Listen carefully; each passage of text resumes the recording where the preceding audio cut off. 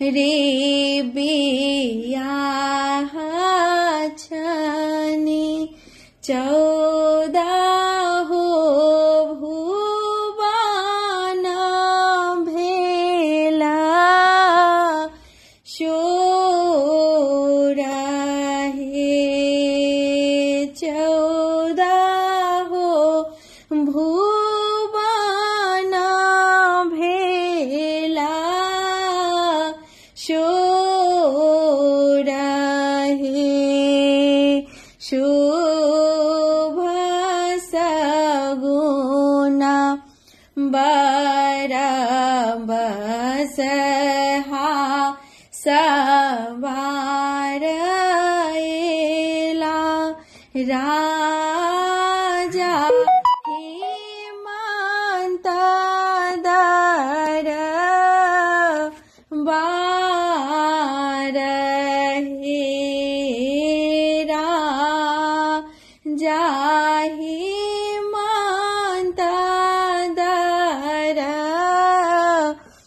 बार हे जोगिया तपसी शिव मंडप चढ़ी बैसी गेला बैसी गेली संगहि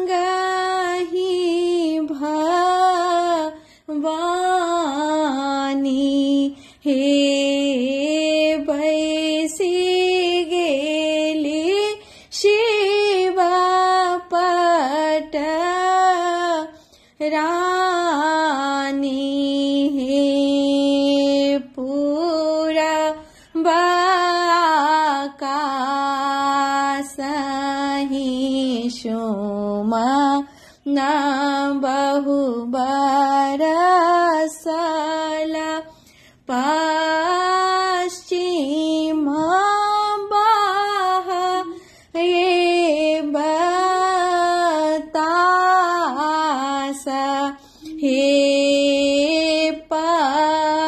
पश्चिम बाह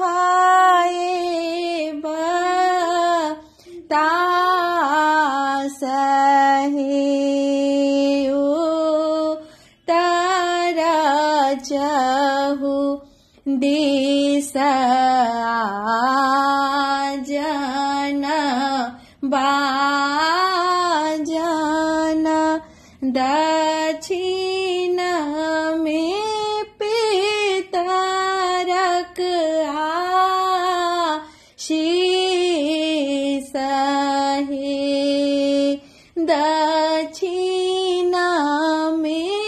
पितरक आशीष हे तप सी भिखारी देखी मैना नयन बरसे उमा के हरसी गेला नैना हे उमा के हरसी गेला नैना